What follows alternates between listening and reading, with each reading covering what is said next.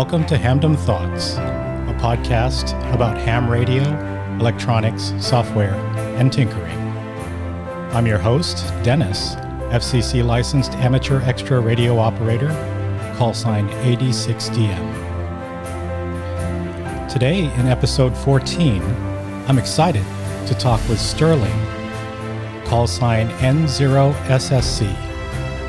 Sterling is one of the younger OMs I know, a 20-something extra-class millennial ham. He's an RF engineer, the co-founder of Youngsters on the Air America, and president of the Young Amateurs Radio Club. Sterling is a man with a mission to ensure that this hobby lives on. And we get to hear more about how he's going about it, and possibly how you can get involved. Stay tuned.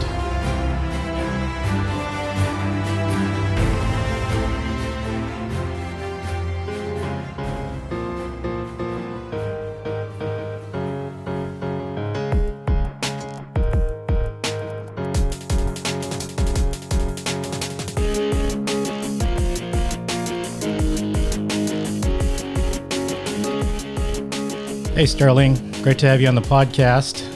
How you doing today? I'm awesome. Thanks for having me on. It's a pleasure. Yeah, it's really cool. I was on your YouTube channel just the past few days. I noticed that you have some cool things going on there now, and even something where you're holding a soldering iron up to your face, and it's a classic thumbnail. It says that you're premiering that soon. That's pretty cool. By the time everyone hears this, you will have premiered that, but I just got a good laugh seeing that. Yeah, I try to, one of the things I do with that channel is just the most funny things. And when you said holding a soldering iron, I thought for a second you were mentioning the time where I grabbed a soldering iron by the hot side. Oh, no. On one of Kyle AA0Z, one of our build streams. It was on? It was hot? It was, well, I had it like stuck in part way. I didn't like put the iron in the holder all the way. And so when I went to grab it, the place where I grabbed was like the barrel of the iron instead of the handle. So it singed a little. I didn't get too bad of a burn, but you could see the recording. Fingerprint there, huh? And yeah, and that's just kind of the dumb stuff I like to leave in, in these videos and make somebody laugh out there because ham radio is a lot of fun. And that's why I do it. Yes. Actually, I remember a stock photo where it shows someone with a soldering iron holding a soldering iron up to a motherboard, but holding it by the hot barrel, not by the handle. And I'm like, ouch, that's definitely... That's not how you do it. That's a stock photo that most people won't get, but those who do will be like, ouch. I have to wonder if they did it on purpose. So, again, thank you for taking the time to be on the podcast today. I'm really excited. There's a lot of things that I want to talk about with you, but I'll give you a chance right now. Just tell us about yourself, your interests, and how you got started in ham radio. All right. So, like you said in your epic introduction, I really like that. I'm a 20-something. I'm actually 28 right now, so I'm on my old side of 20s. Millennial ham who's really into the advocacy side of amateur radio towards the youth. And when I say youth, I'm talking like not just kids, but anywhere between somebody who is a kid, 7, 8 years old, all the way up to like 28, like me. I think of it like if you're younger than the average age of hams, which is kind of a question mark, you're young. And even if you are above that, if you're young at mind, you're young at heart, I consider that youth. If you support the idea of sharing the passion of your hobbies with the young people, that's it. Besides that, I got my bachelor's in electrical engineering at Missouri University of Science and Technology, formerly known at University of Missouri at Rolla. It's a mouthful. Missouri S&T for short. And there, I actually went there because of the ham radio club there, W0 Echo Echo Echo. And I went in undecided, and in my sophomore year, I declared electrical engineering, and so I played around with electromagnetic compatibility labs. I got a co-op and like an internship at a radio observatory, the Very Large Array in New Mexico, and now I have a full-time job in the aerospace industry doing RF engineering stuff. So living the dream there. I wish I could do my hobby full time, but you know, ham radio doesn't pay too well. But RF engineering, that's about as close as you can get to doing your hobby full time right there. Indeed. So, and I'm lucky to have a ham radio club on site at the company. So not too far away, just across the parking lot. It's closed right now because of COVID, but I'm still going into work and wearing a mask and staying careful. And well, that's kind of in a nutshell. I got into ham radio kind of in a mysterious, unusual way. None of my parents were hams. None of my family or anybody I knew was a ham. I just stumbled across it because my mom had a police scanner that said ham, and I was always into like radio things like FRS and CB radio, and I'm just tinkering and like breaking electronics apart and seeing how they work. And it just kind of snowballed. And once I found out about ham radio and on that scanner, listened to one of my the first time I ever heard a repeater, just hearing people shooting the breeze on a radio, it really like caught my interest. And so, you know, the story kind of starts there, and it hasn't ended yet. So I still got a lot more to do. I'm thankful that I've gotten into this pretty heavily in my youth years. Because I always think like I'll have enough time to actually do ham radio when I'm retired. For now, I can like be an advocate and try to promote the hobby and publicize it and give a lot of people ideas of what to do to encourage young people to get into it, so that when I retire, I actually have a hobby to come, I guess, to retire to. Actually have people that you can contest to. Exactly. Yeah. That's pretty cool. Well, let's see here. I see that you're the co-founder of Youth on the Air America, or as you said in one of your videos, Youngsters on the Air. I don't know if that's synonymous. And also the president of the Youngsters on no, I'm sorry. Young Amateurs Radio Club. YARC. When I first Googled YARC, I saw the Yonkers Amateur Radio Club. So I was like, well, I don't think he's from Yonkers, so yeah, I found the Youngsters. And you have quite a YouTube channel going on.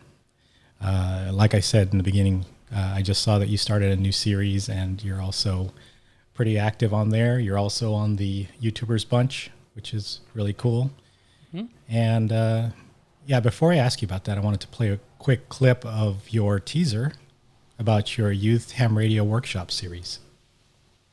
Hey there YouTube, I'm Sterling, N0SSC. Thanks for watching, and if you haven't already, subscribe and hit the bell because you're not going to want to miss the series I have coming up. So we all know that ham radio is kind of an older gentleman's hobby, and I think that's a problem. I've been really trying to get more young people into the hobby and to get more of this hobby into more young people, because it's a STEM hobby and it has really fascinating career implications. Like the whole reason why I'm employed is because of ham radio. And so I kind of want to give back to the hobby. I run a YouTube channel. I do a lot of youth advocacy. I used to be the ARRL youth editor. I was the last one before the editor left, who was my editor. She left the ARRL, and they had to remove a lot of columns, including mine, which also removed the whole... So this is pretty cool. It goes on for a few minutes where you talk about the goals and what you want to really focus on in your series. And I was just wondering, how did you get this all started? And what are the goals in your YouTube channel? Yeah, that's a good question. It all started just kind of, I guess, how old was I? Maybe like 15, 16 years old. And it was just the thing to do at the time. Like I had a camera, and it was natural to put your stuff out on the internet in what was it, 2007, 2008, 2009, etc.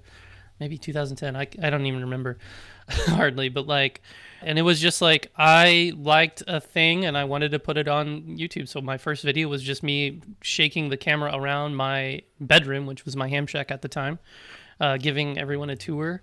And then I just kept making more videos on that riff. So making contacts and hitting DX and learning CW, and even some other stuff sprinkled in, like washing the side of my parents' house with a pressure washer and this 20-foot pole. It's hilarious. And then when I got into college, I upped the ante and started making more like professional. I'm putting up my air quotes there, but it's not really professional. because I'm not paid for it. I was a part of YouTube AdSense, but I made about $700 in the course of 7 years. So it's not like, I can retire on that or anything. But it did fund a subscription to Adobe Premiere, so I could keep using like modern tools for video editing. But it was just a natural thing for a person of my age on the internet to do. Everyone was doing it, and it just seemed right. And I wanted to, at the end of the day, share the passion I had for the hobby, and not necessarily for any goal or reason, just because why not? Video editing is just another hobby, I guess. But it has progressed, and since getting in with the YouTube bunch, I've started to see a bigger picture, a bigger mission there. So I'm kind of steering the ship towards a way that might help my mission, if you will, to improve and increase the number of young people interested in ham radio, and to have my YouTube channel as a resource, not just for youth, but especially for the old timers and Elmers out there who, I don't know, maybe they don't right now have any idea how to get their minds and their passion of ham radio into the minds and hands of young people. It's a lot easier than you might think. So I'm doing that series right now, putting my ideas out in the public to showcase ways that we can all encourage young people into the hobby. So I guess in a nutshell, yeah, it's just another hobby. It's a lot of fun for the YouTube thing, and in general, marketing and publicity. Like, it's been a surprising amount of I've spent a surprising amount of time on doing things like that. Even though I'm an engineer by trade, it's almost like I should get a master's in business just for ham radio, because I'm spending so little time actually on the air, and more time like creating content and writing blogs and doing that sort of thing to kind of, you could say, push the agenda, but I don't want to be too politically divisive with that term. Yeah. But just to get ham radio out there, because it needs to be. It needs, like Josh, KI6NAZ, has said, like, we need to make ham radio mainstream, or just a normalized term in the household, so that, you don't think it's some weird thing your uncle does, or, if you're walking down the street with a handy-talkie, you don't get the cops called on you because you're, a terrorist. You say, hey, is that a ham radio? Oh, I've heard about that, that sort of thing. Be more friendly, right? Yeah, exactly. Well, right now, I think my kids think that I'm a weirdo with my ham. I've been told that they think I'm talking to aliens, and if you ever listen to FT8, then that's what it sounds like, definitely. Can you tell me a little bit about Youth on the Air America and how that got started? You're the co-founder of the America side of it. And I always, in my ignorance, associated that as an international effort, because I think it was the Leo family, right? One of them was selected to go to South Africa, I believe. And so I thought Youth on the Air, or YOTA, was more of an international ham radio effort. So tell us the America side to that. Sure.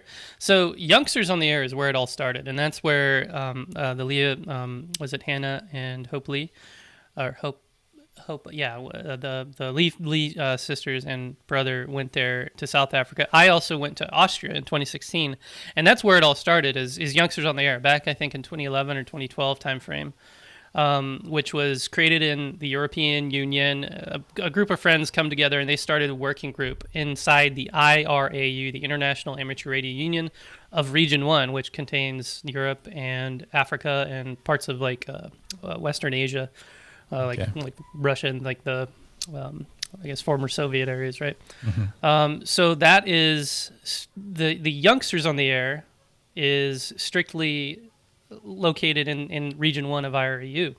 But there were no youth or Youngsters on the Air kind of, you could call them sections or what did they have, like almost like a Boy Scout troop sort of thing. They didn't have a similar kind of program in the Region 2 or Region 3, so that's where I came in. After 2016, I became inspired to share and basically recreate what they're doing in Region 1 in Region 2. And so that's why we call it Youth on the Air Americas. We switched from youngsters to youth just because of the cultural differences and the connotation of the word youth versus youngsters. And we call it Americas because practically all of Region 2 is the Americas, not just North America, but North and South America and Latin America. And so that includes Canada and Mexico and Brazil and the United States and everywhere in between. And then you also have Yoda Region 3, which is still kind of bubbling up and starting up. Right now they have localized groups that are trying to form like their international like Yoda Region 3 type of thing, but still, because COVID hit and all these things happened, and I haven't heard much about that. So I became the co-founder. Me and Sam Rose, KC2LRC, were the people selected to go to in 2016. And I was on a podcast with Neil Rapp, WB9VPG, the Ham Talk Live podcast, and he asked, like, what do we need to do to get this started? And I was like, I don't know. I need help. I need somebody who knows how to, like, start large international programs to get young people into, you know, camps and stuff for like kind of like a summer camp type of thing. And right there he volunteered. So he's been he's done 99% of the work, honestly. I'm just the pretty face behind it. He's been the muscles and brawn, like actually pushing it along, getting us insurance, getting us like all the appointments and stuff, and then boom, COVID dropped a bomb on it, so we've had to push that to 2021. So essentially what it is a organization that creates a summer camp for young people aged 15 to 26 so that we all come together and enjoy ham radio through workshops and presentations and activities, icebreakers, in order to make peers and lifelong friends from these groups that continue on indefinitely, and also splinter off into regional subgroups. Like, so you can imagine we can have one here in America or the US, and then we can have one in Brazil and Chile and Canada, all over the place. And so that's what that is in a nutshell. It's kind of like confusing because there's youngsters on the air, Yoda, youth on the air, then Region 2. But think of it like IRAU Region 1, 2, and 3. Okay. That's kind of where the domain of Yoda resides, and they're three separate things for each region. So it makes me think of kind of like a hamvention for a younger age group. I mean, is that a fair comparison? Yeah, because I went to Pacificon. I've never been to Dayton, but Pacificon, I had a great time, and I met a lot of people who I am in contact with even now. And you know, even one of those folks took me on my second ever soda hike. So yeah, it sounds really cool. Are you guys going to produce the QSX of 2021? I don't know if you heard about that from the South America thing where everyone got excited about that kit, and we haven't seen it since. I don't know right now. Well, so 2021, we had all these plans for 2020, this year, 2020. But since 2021 has come, or since that's come and gone because of COVID, it's up in the air. Right now, the same camp is going to happen. It's going to take place in Cleveland at the Voice of America Museum. And we're involving things like Dave and Buster's and the Kings Island Amusement Park. And everywhere we go, we're bringing ham radios. There's also the Voice of America Museum, which is pretty cool. And all kinds of vendors and supporters like ICOM and House Sound and the like, you know, are bringing their coolest stuff for the young people to try out. And but with another year, we have all that room to plan. So who knows what could come up. And so what about YARC? Young Amateurs Radio Club. Tell me about that. Young Amateurs Radio Club, not to be confused with Yonkers Amateur Radio Club. And I couldn't think of a better name, but that was created by David Mosden, KF1 Sierra Hotel Yankee, KF1 SHY. And he initially posted on Reddit. He said, I started this Discord for young hams in Long Island in New York, just located in Long Island. And I'm like, you know what? Why not? I just comment back, like, why not all young hams, like everywhere? And he's like, oh, okay, I guess. And so, boom, that's how YARC started. So he just kind of shared a Discord link, and people from all over the place started flooding in. It got up to about 1,500 people. Oh, wow. And so like a real, like an organization had to kind of come out of that so we could start being legit and be able to, like, I guess, create not just like have this Discord chat, but create like an actual organization for young hams that can have some, I guess, inertia and some clout, if you will. So I've only been the president for about, I don't know, a couple months now. I've been putting those duties, like I should be doing more, put it that way, because right now the chat's just been going on like just great. It's a super healthy club, but we used to have like a lot of different ideas, like the youth contesting program. We've had a number of QSO parties, a number of nets, and this and that. So once I get my button gear and stop doing so much YouTube, I have a lot of plans for Yark, which, I mean, just by itself contains the most young hams in one place that I can imagine. So you can imagine that kind of like, I don't know if you want to call it like clout or power they have in like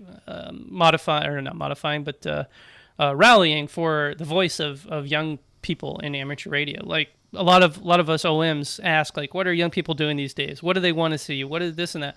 How do we find them? And it's like, well, now I have an answer. I can just send a poll out there and get the temperature, get the feel of what young people are feeling in ham radio. And if there's one thing I've noticed, it's just like, the old times, like young people who are into tinkering, into nerdy stuff that just stumble across ham radio. Some of them have, their ham families. Some of them are just like me, which are just kind of ham orphans. And they're just into it. And they really like that there is this place on the internet where they can all go and find people their age, because it's really hard to relate with the core demographic of older hams. Yeah. So, and that's one of the problems I've always had too, is like, I like ham radio, but I never really like talking because I hear the same stuff. Like, what's the weather?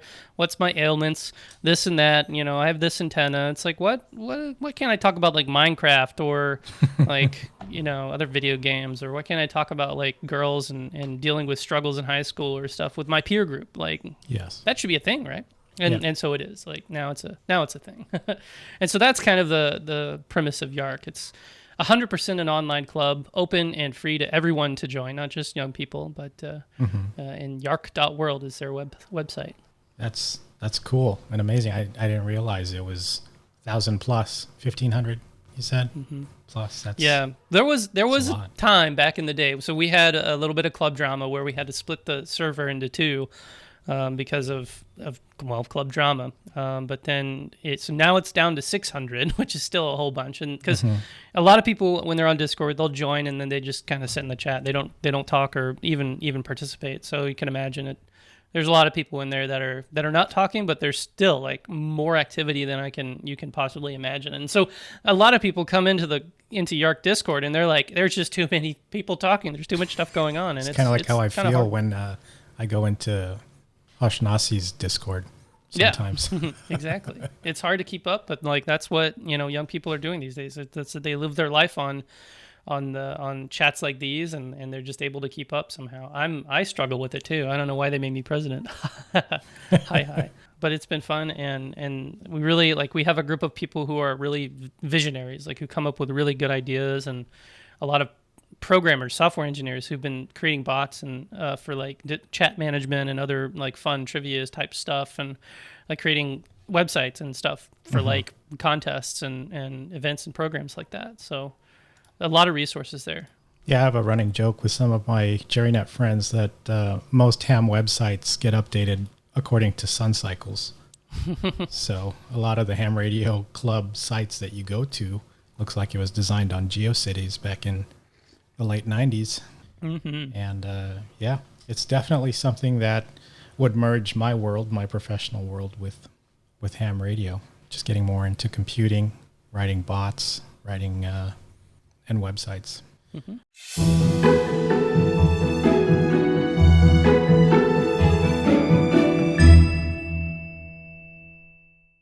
I also wanted to hear more about the actual projects and activities that you're doing with some of the youth. I know that you've talked a bit about the initiatives and strategies around getting the organization moving. Can you give some examples of actual things that you're doing that are engaging the youth more, and maybe some ideas of how to get that going, if like in my case or in any ham's case, that you're just interested in sharing it and making it more interesting to the younger generation? Yeah, definitely. So besides Yark and Yoda, those are like the big. I guess Yoda is one of the big things, and then Yark has been really great too. But I won't give the credit. Don't give the credit to me for Yark. That's all David's fault. But I help move it along and keep. I basically act like a liaison for, large activity. Like if I want to get a contest out into the contest reflectors, or if I want to get like some funding or something like that for an activity, I know the people who to talk to and how to get that, started and rolling. So, but the other activities, like one of the things I've been doing lately is I've become an IRAU Region 2 liaison for youth. So another word with liaison, where I'm basically creating little pockets of what amount to Yark, but all over North and South America. And in the interest of basically recreating that sort of recipe all over the place. Nice. Online communities of workshops and just chat and other things, and localized, geographically common areas with common language and that sort of thing. So imagine I have to somehow figure out how to speak both French, Portuguese, and Spanish, as well as, work on my English, because my English not so good. And I can talk fast, and sometimes I forget, like, people can't go 1,000 miles an hour. So you're actually conversational in all these languages? Oh, no. No? I soy hablo en muy poco español. Okay. Like, that's about it. Wow. But, yeah, no, I need to get better at it. But I don't need to, really. There's Google Translate, so it should be fine. Yeah. So with that, I'm trying to start up these instances of Yark-like online groups throughout the Americas, so as to create some. Basically, I want to see Yoda here in the Americas, so that isn't just centric to the U.S. Because we have Yark, and we have to do things in America, or the U.S. and rather, is super easy. Because of because I have Yark, I have Yoda America, or have the current Yoda America. We have Yacht as well, and a number of other radio clubs out there. But in South America, in Latin America, really, Mexico all the way down to Chile and Argentina, the whole gamut, I have no idea what's going on down there. And maybe there's clubs and stuff down there. Imagine like what we think of, what we really hear about from Japan. Japan's like a huge mecca for ham radio, but here in America, we hardly ever hear anything about like what are the clubs doing out there? What are the youngsters doing? Yada, yada, yada. And so I want to kind of pull that out of the mud and get that into like the public's view, so that more of those people who live in those areas in Latin America can be exposed to their peer groups as well. That's one massive initiative that I'm taking for that, and that's with the IRU as a total. And it kind of all mixes together. Like there's a little bit of Yoda Americas, Yoda Region 1, Yark, and IRU. So it's like kind of this nebulous thing, but and I don't really know what I'm doing half the time. I'm just a pretty face who likes to write and talk. You seem like, to me, the PR guy of ham radio, just in general. I mean, yes, the youth focus, but definitely getting the word out. I think a lot of the news that I discover is from either your Twitter or from your blog. It's just, you'll write about something. I'm like, oh, I didn't even know that was going on right now. Yeah, I follow like, I don't know, probably hundreds of RSS feeds from across the World Wide Web of things, and all the Twitters and all this and that. So I try to stay on top of things so that when things are developing, not just like gear and cool stuff or like the ISS repeater, but like little things like, I don't know, an 11-year-old kid gets his extra exam, or some other stuff like that. That is a really cool thing that has happened, especially if it has to do with youth, and boost that up so that more people see it, and which inevitably inspires somebody out there to be like, oh, if he could do it, I could do it too, right? Yeah. So along the lines of online clubs, you have a huge online club currently. What are your thoughts about that, about virtual clubs versus, the virtual clubs that are forming that are like Slack-based, Twitter, Discord, YouTube, Facebook, versus traditional amateur radio clubs? Because when I originally heard of Yark, I thought it was a physical club in your locale. And then I looked a little deeper and I realized, oh, it's actually youngsters everywhere. So, what do you think on that? So online clubs have been a thing even before COVID, even before Yark. Like if you look at Facebook, when Facebook came around, and there's the dog. Facebook came around, you have all these groups, and I almost consider those clubs, but you could define it one way or the other. But when COVID hit, boom, like there's a huge need or a huge like thing for the need for online clubs. Now we're thinking that the traditional clubs are now online clubs. Like no one's going to in-person meetings, and if they are, hopefully they're socially distanced and wearing masks and everything. And so all of our club meetings here in St. Louis, Missouri, are online through Zoom.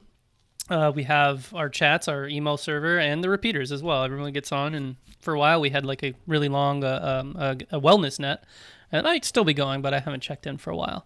So even without COVID, I think these clubs, every club should have an online presence of some sort, because that just improves your ability to gain membership, which improves your bottom line and improves our bottom line in terms of advancing the state of the art, or advancing our knowledge base and that sort of thing. So are you part of an actual traditional local club there? Yeah. The St. Louis Suburban Radio Club.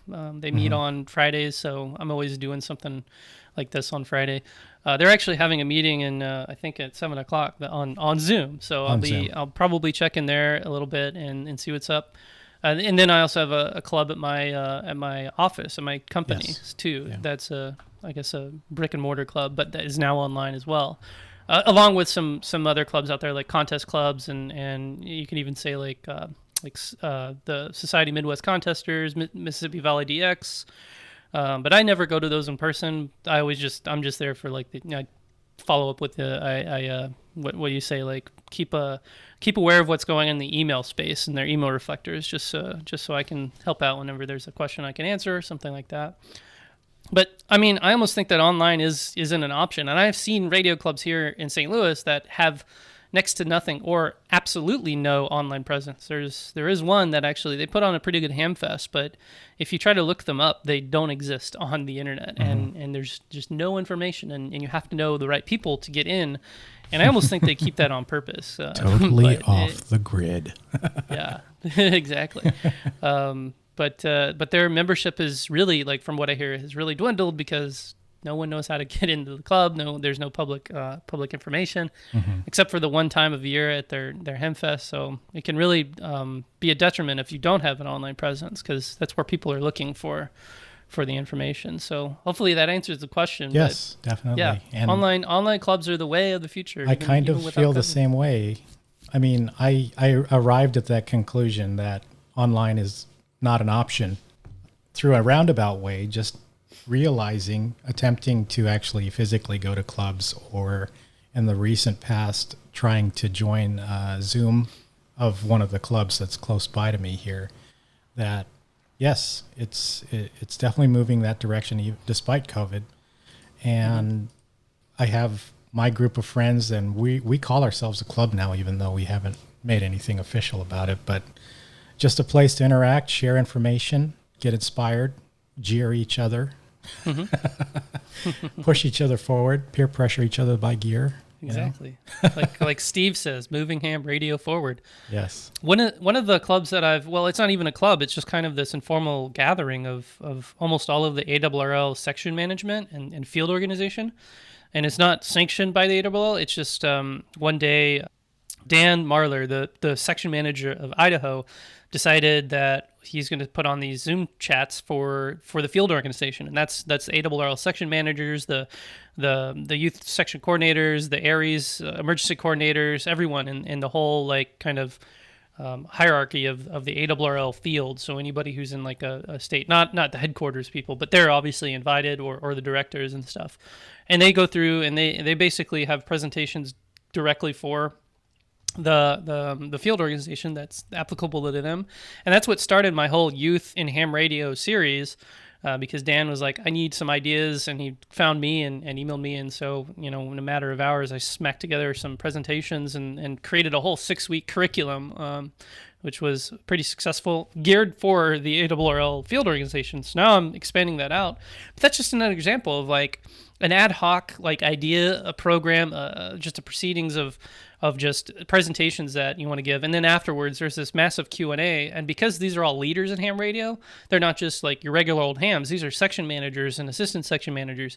They are like, they have questions. They have like some real discussion, and it's really like cool to see that happening when there was nothing like that before, right? Apparently the only way that section managers really coordinated or talked to each other was through email, and now they have Zoom, and it's like, whoa, this is like a game changer. So think about that when it comes to like, if you have like a distributed club, you get all these amazing diverse viewpoints, and when you get all these leaders in one place, then you really start changing things. Like, super accelerated with the virtual conferencing.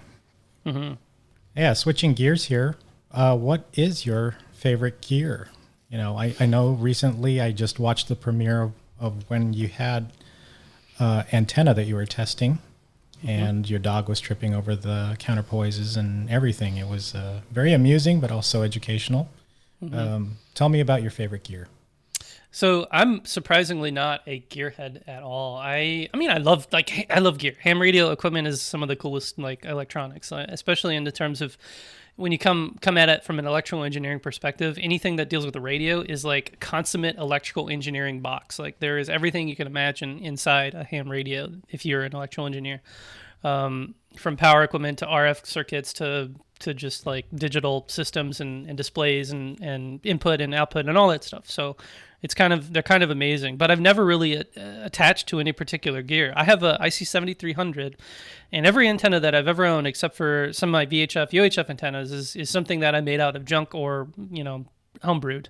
Yeah. The antenna I debuted in that video is called the DX Idiot, and that was inspired from the DX Commander. Yeah. And just one night I was like watching a video from Callum, who makes the DX Commander vertical. Like, why don't I just go out and make an antenna in my backyard? I have a lot of wire in my basement. I have a vertical pole, like a push-up fiberglass pole. I can just make an antenna right now, get on the air, because somebody wanted to have a QSL. And so I did. And in a matter of like a couple of minutes, I took whatever hardware I had lying around and just like screwed with machine screws, some copper speaker wire, like the Jerry KB6 HQD speaker wire antenna, but essentially made a 40-meter vertical out of it. And from that, it worked some DX, so I had to call it the DX Idiot, because it's an idiot, because I'm tripping over the things as well, not just the dog, and it's just funny. It's just like, here's like the most boiled down like simple antenna you can make here, and then showing you like, okay, you can make contacts with that. And it was fun, and it's kind of an eye opener. Like you can make stuff like that out of junk that you just have lying around. So and in terms of real gear, like I don't know, I just have kind of a hodgepodge of equipment. I raided a lot of ham fests over the years, so I'd have a bunch of junk lying around. I don't have any vintage really, no vintage rigs to speak of. I donated whatever I got donated to the Ham Radio Club at Missouri S&T in terms of vintage gear, because they like that stuff more. And I have no amplifier, so I just run 100 watts. And if I need some power, I have a subscription to Remote Ham Radio, because they persuaded me. Yeah. And so then I can work like contests and stuff, because I have a pretty loud noise floor here at home. And that's why I also really love portable operating. So that was going to be my next question. Yeah. I mean, your favorite locations, and I was going to ask you if you do SOTA, if you do POTA and portable operations. You were one of the members of the Pacifico, Josh's Pacifico trip, right? Mm-hmm. Yeah. So tell us about your favorite locations. So I'm also not a great POTA or SOTA operator. I've only activated 2 peaks, I think. I think one officially, but the other one I didn't get enough contacts. And then I've only done my first POTA. Well, my first POTA was Castlewood State Park, but I've done national parks on the air when that was a thing a couple of years back. But that is my favorite kind of operating style, is out in a field, in a park, at a campsite, something like that. Every Missouri QSO party, I go camping out in some remote county so we can get the county on the air. Sometimes I go out with Kyle AA0Z, who, going back to him, he's also the St. Louis Suburban Club president at the time, and he does a lot of radio stuff, and also has a YouTube channel and all that. So it's a lot of fun. And I just love doing that because the noise floor is super low, it inspires me to try to learn Morse code, and that's one of my big objectives. And if you watch my YouTube for any length of time, you'll see I have a massive series of me trying to learn it while live, like in a live stream. Oh yeah. And it was really fun. Like I laugh at myself when I screw up, and I learned pretty well how to do Morse code, but I am a terrible operator because I don't get on the air that much. So the going portable is an incentive to get on the air. Yeah. And just because it's fun to be outside, especially at this time of the season where, we've kept the windows open for 2 weeks straight. It's like never gotten above 80 degrees here in St. Louis, and well after, the whole hot summer of like 100 degrees straight for weeks on end. So it's nice. Yeah, the listeners can't see it here on the Zoom call, but you have what I think is a back scratcher propping up your window right there. Yep. Because it's a 100-year-old house, and some of the windows are missing the counterweight. So if I got rid of the back scratcher, it would fall down. Yeah, but it's good that you say that. Getting portable is a way to really force you to get out there and operate and practice. CW, do you do any digital? Yeah, definitely. do? I think I do more digital than anything. FT8 in the backyard, especially because my noise floor is so high. It's just something I can throw up the DX Idiot, get the computer out, plug it into the 7300, and I don't have I actually do not have a 12-volt power supply besides the jury rigged HP server supply. So I don't have legit. Well, I do actually. I have a 3-amp supply, but that's not enough. So I just use a battery and I just plug it in and boom. Work FT8. That's another memorable video of yours. Was the HP power supply. I immediately went on, and by the time I went on, you said it was $12, right, or $8? I forget what you said. I got mine for $17. Oh, okay. Because I found one for I think $13.95 on eBay. Yeah, it's crazy how cheap they are, and they provide oodles of power. So it's like kind of almost dangerous the way I did it, and like drilling the holes through the PCB. I wouldn't recommend that. They make actual like slide-on modules that break out for graphics cards, and they're really popular in the Bitcoin mining industry, I guess, because you can get a lot of graphics cards running off of one of those power supplies to mine Bitcoin. But maybe that's why they're so ubiquitous, because every server in America and in the world uses one of those, and they have a shelf life. And once they get old, they are no longer. They still work once they get to a certain age, but they have to get rid of them. And so that's why they put them on the market and why they're so cheap. Yeah, I have mine still. It's sitting on the shelf gathering dust, but I have to mod it to go to 13.8 so that I can possibly use it for charging my lithium iron phosphate batteries. Oh, yeah. That's another. The RC industry loves them too, because they provide so much current for charging tons of bats. But I was thinking, if ever I get an amp, might use that. That would be a good power source. It puts so much amperage through it. It's just amazing. I think it's something like 60. Yeah, that you can get crazy. Through there. And I think one of my next big things I want to do is put a beam antenna on my roof. But I've been mulling over it because of Hashnasi style. But since I have such a high noise floor in my environment, to answer your question, is one of my other favorite locations to operate is remote. Using somebody else's radio, because then you have you get opened up to big giant stations and very low noise floors. And so I use remote ham radio as well as remote hams, as well as I know a few people who just share their TeamViewer logins for their ham radio sites on around, forums and stuff from friends and whatnot. And I really want to get my parents' house on the air. And then N0AX is one of my friends, Ward Silver. He has a contest station in Steelville, Missouri, on top of a hill, miles away from any infrastructure and other any kind of structure at all. And so it's super quiet there, and we're planning on remoting his station so that I can sit here and click a button and start DXing. So yeah, that's pretty cool. How far away are your parents? And they have a better noise floor, I imagine? Yeah, they're just outside of St. Louis in Warrenton, Missouri. And they are in a little bit of a valley, but if I get a tall enough tower, it shouldn't be a problem. I'm really I think my next video set is going to be putting antennas in the air with balloons and drones and kites and stuff. Yes. And I've seen a lot of people make videos about that. But I want to try to do like a soda activation on 160 meters. And the only way to really feasibly do that is like with a balloon or like a drone or something, so you can get the antenna high enough. Get the drone up and, 300 feet. Yeah. An infed on 160. Yeah, that no would problem. be awesome. I would love to see a video of that. Nobody steal my idea out there. So, anything you building right now, or any projects you have planned coming up? Well, yeah, I just let the cat out of the bag on that project there. But other than that, I'm not building anything right now. I think the YouTube bunch or some people from the YouTube are planning on doing some a build of some more kits. I like kit building, so buying a set of gear and soldering it together and then putting it on the air. Something simple. Winding some toroids is really cathartic and almost like meditation.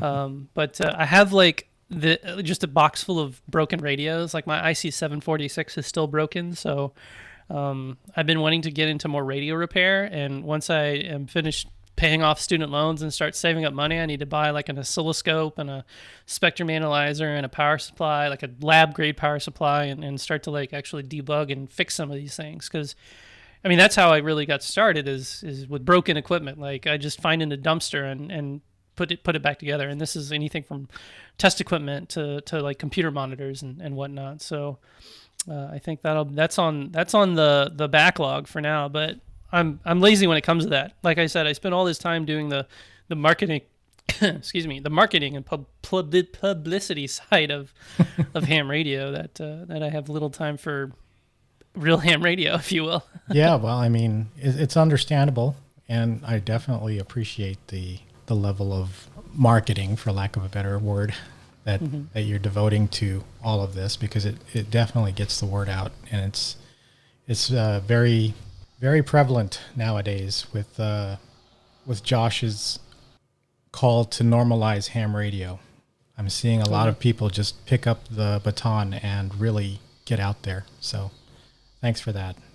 Keep doing it, man. My pleasure. You still have I love it. you still have maybe another 40 years to become a true right. I got a lot right? of time. If I mess up, then I can just start over, because life is a long spat of time. So I imagine I can get a little bit done in that amount of time. Yeah. Until I retire. But like the whole idea, like going back to the beginning, is hopefully ham radio still exists when I retire, so I have something fun to do. Otherwise, I'll have to get into like, I don't know, Neuralink or virtual reality, because it'll be 2080 by the time that happens. So good grief. Yeah. Who knows what is going to come around the corner in the future. So, and that's the other thing, like trying to make sure the ham radio stays relevant, and that we, like, when things are advancing, like virtual reality. When I hear about virtual reality, I think, what can we do with ham radio? And if you have ever heard of Jerry Ellsworth, she's the founder of Tilt5, which is a virtual reality platform. That's like a reflective bench or table with you use VR goggles to basically see like a game board in 3D, and it's really trippy when you put them on. But like, she's a ham, and so she has these massively cool ideas of how do you integrate ham radio into something like that. If it's some kind of game in ham radio, or if you transmit these information bits via ham radio, stuff like that, that really keeps ham radio at the relevancy point of whatever the time is, It's at the bleeding edge in that case. Yeah. The other question I've been asking a lot of people is, how has COVID and the shutdown affected your ham radio operation? You'd think that now that COVID hit, like when the pandemic started, you would have so much downtime. And we did watch some TV and chilled out for a while. And because of the nature of my work, I still have to go into the office and in person, which is, a lot of people got furloughed or lost their job. So I'm really fortunate to, have kept a job. So, but then things started changing. I got too bored at home. So that's when, like, all of this YouTube inspiration started bubbling up. All these virtual ham fests started coming out of the woodwork, because all the ham fests are canceled. So it only has increased my activity in ham radio, both operation and the, I guess, marketing and publicity side of it, because I have more time and fewer like obligations, like traveling. Because before COVID, my wife and I were like jet setters. We were there wouldn't be like more than a few weeks without going to, I don't know, Disney World or some other state or some other country, because we're young people and we need to fly places before we settle down and see the world, right? Yeah. So since that's on pause, now we're just going to parks and we're hanging out and we're doing house activities, and then I'll just have a lot of time left over for ham radio, and so it's been really increasing it. Especially, I've also been a part of the remote testing initiative to get tests proctored via the internet on Zoom. I was a writer, a process writer, and I guess a helper in that initiative. So that was a lot of fun, and it really turned out to be something hugely successful in terms of making sure that we keep our licensing numbers up and up and up throughout the pandemic, since we can't have in-person test sessions. Well, we can, I guess, but with all these restrictions, and so it's really put a damper on that. But I think with remote testing, we've really kept it up. So it'll be interesting to see like the data in the future. If you look at this blip of ham radio licensing at this point in time, we know that curve has been going up for several years. But I wonder how COVID's is it gonna dip or is it gonna increase, because more and more people are either getting into it because of prepping, because they realize they're not ready for the SHTF sort of scenario, or they just want to get into it because it's fun or heard about it on Reddit or someplace. Yeah. And I'm seeing that a lot of people are realizing this sequestered life is manageable and we can adapt to it. And what has started with the Greater Los Angeles amateur, I forget what the rest of their, the GLARG and the remote testing efforts has revealed is that we are okay with remote testing, and it will probably be a staple. Even after restrictions are lifted, I imagine it will be the way that many people become hams. And yeah, I agree. And there's no replacing it for sure. Yeah, it's augmenting it. And I mean, if it was up to me, I would have rather have done mine online, because I'm a pretty shy, introverted person, believe it or not. And I know a ton of hams, especially in York, especially young hams who are also, in the shy, introverted, like don't really want to like meet people, but having that option available for them, as well as just accessibility. Because this all started, I mean, the Anchorage Amateur Radio Club had started it a while back for proctoring exams way out in the remote boonies, and proctoring them for people who can't physically make it to a test session.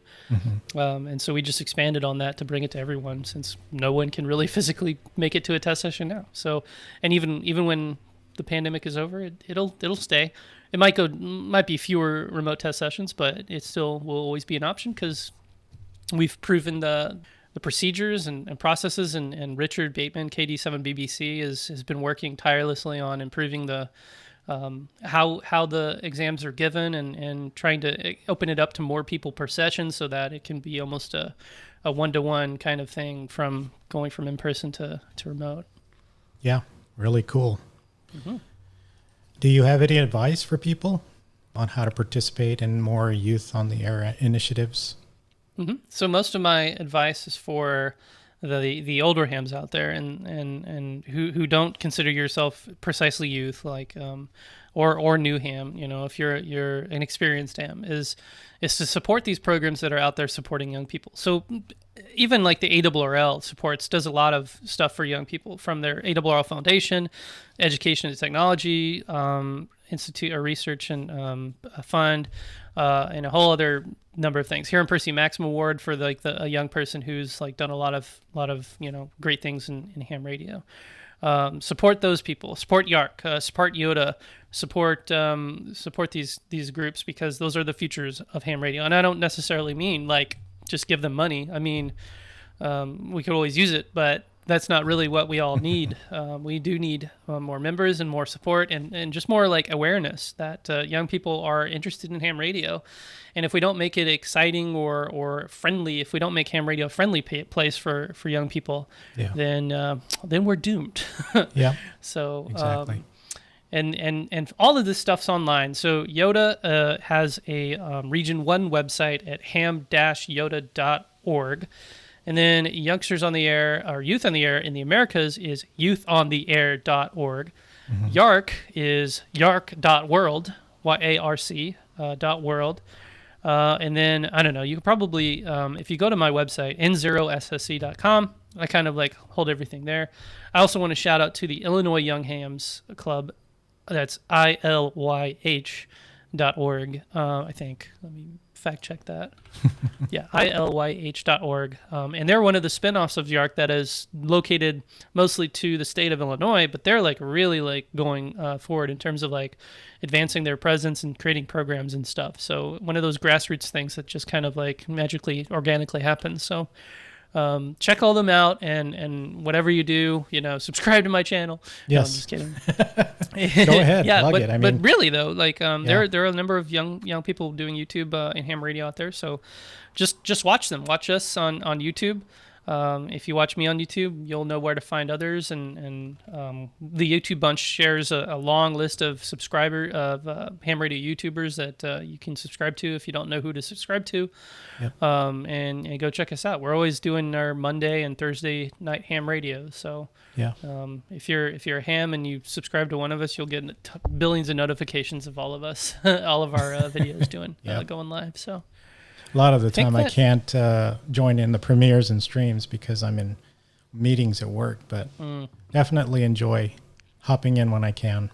Mm-hmm. We'll need to find a time where we can premiere for you. Anyway, don't want to keep you from your check-in, and I see your cat has joined you. Yep. Thank you very much, Sterling. Anything else you want to mention or plug? Well, I don't know. I could go on for hours, and I'm sure I'm forgetting things and forgetting to acknowledge the people in my life who have really helped out. But whoever's listening out there, you know who you are. Thanks a lot. And thank you, Dennis, for bringing me on and allowing me to blab my mouth for a while about ham radio. It's my favorite pastime. This is great. And I thank you for all the work that you're putting into really getting our hobby publicized and relevant and in front of youngsters, or I guess that's the European connotation, the youth, right? Mm-hmm. Yep. Thank you. Either or. Yeah, no problem. It's my pleasure. Thank you. 7-3, man. Catch you online. 7-3.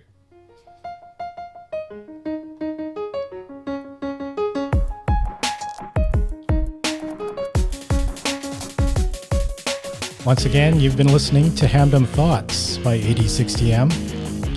Thanks a lot for listening, and we'll catch you again next time.